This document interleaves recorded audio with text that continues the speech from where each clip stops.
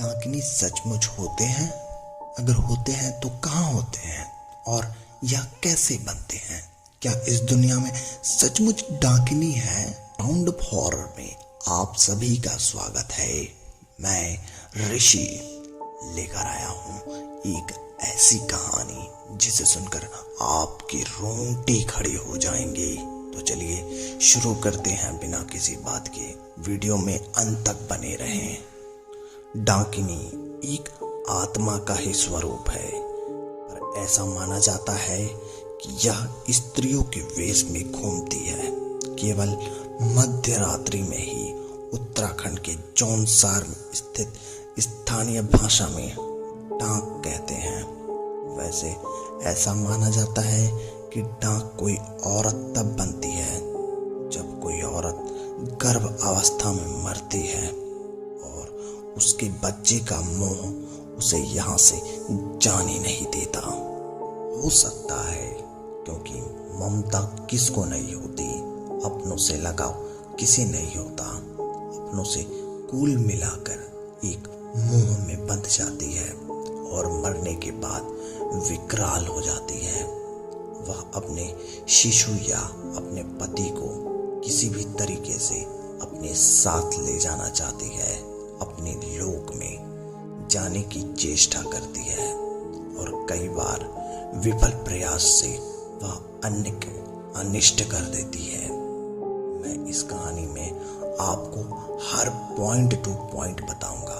मैं प्रयास करूंगा कि इसको विज्ञान के तर्कों पर सत्य सिद्ध कर सकूं। आपने बहुत लोगों से सुना होगा, कई वर्षों पहले कुछ लोग बताते थे कि यदि कोई स्त्री तंत्र क्रिया में प्रवीण है तो समझ जाइए कि वह उसके जाल में फंस चुकी है और वह इसके तरीके से स्वयं को सिद्ध करती है। डाकिनी की कई अन्य जीवित नकारात्मक शक्तियों को जन्म देती है।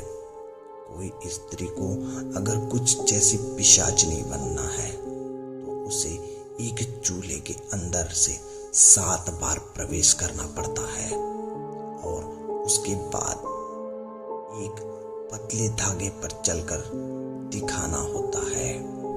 और यह बात एक गुप्त विषय है। यह कैसे होता है? शायद वह पहले डाकिनी की मदद लेकर कुछ सिद्धियां हासिल करती है और तब यह काम और इसे करते हैं। एक गांव है रामगढ़। यह एक देहाती गांव है।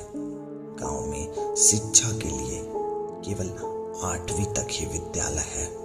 वहां तो केवल कुछ परिवार ही आर्थिक रूप में थोड़ा सक्षम है और बाकी के सब खेती के जीवन में यापन करते हैं।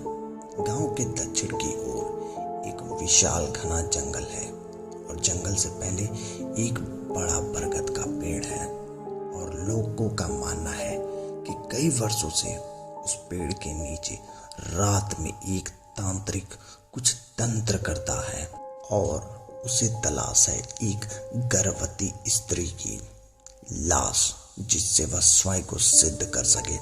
कुछ महीनों में वह गांव में घूमकर नजर रखता है और एक दिन उसे संपन्न परिवार की एक स्त्री कुएं की पर दिखाई दी जो 8 माह की गर्भवती स्त्री थी और एक तांत्रिक को शिकार मिल चुका था और उसे प्रतीक्षा थी बस एक काली अमावस रात की, जब प्रकाश 9 के बराबर हो और समस्त पृथ्वी पर नकारात्मक ऊर्जा या शक्ति व्याप्त हो। और ऐसा माना जाता है कि अमावस की रात शैतानी शक्तियों का रात होता है और ठीक 4 दिन बाद ही अमावस थी और तांत्रिक ने एक तंत्र प्रक्रिया को समस्त गांव को नींद में गहरे आवेश में सुला दिया और एक रात के घंघोर अंधेरे में निकल पड़ा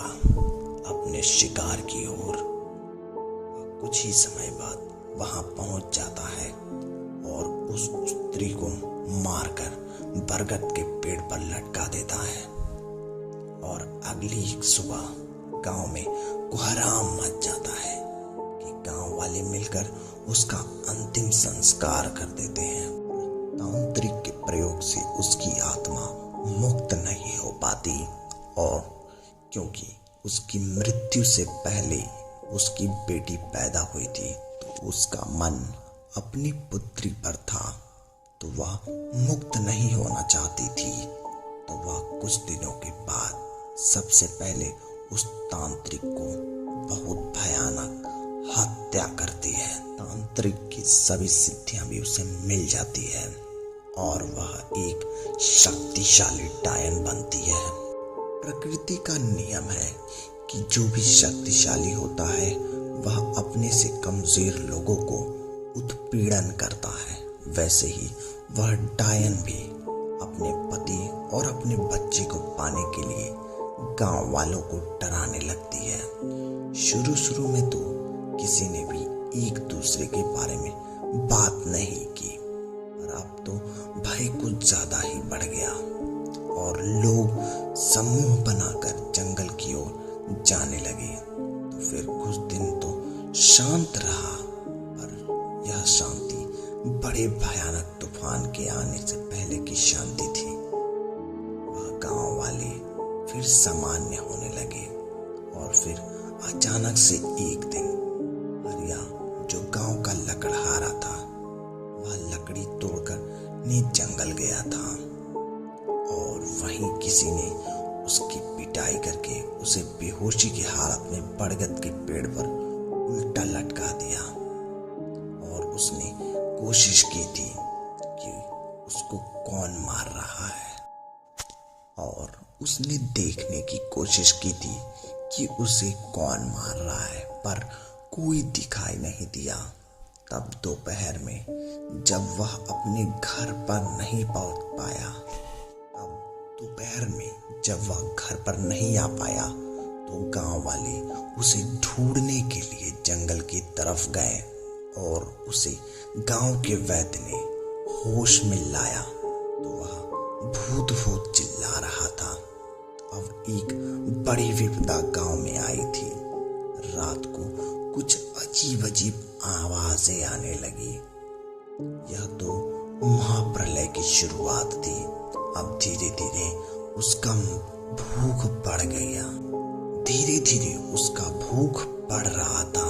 देखिए अगले भाग में वह डायन अपनी शक्ति से एक पिशाचनी कैसे बनती है और फिर प्रारंभ होगा महाप्रलय का। क्या सारा गांव उस भय से ग्रसित होगा? क्या वह अपने परिवार को छोड़ देगी? वह एक साधारण डायन से काली डायन बनती है। कहानी के साथ बने रहे। अगर कहानी पसंद आई हो तो वीडियो को लाइक करिए और चैनल को सब्सक्राइब करिए ताकि हमारी आने वाली वीडियो सबसे पहले आप तक पहुंचे। तब तक के लिए धन्यवाद।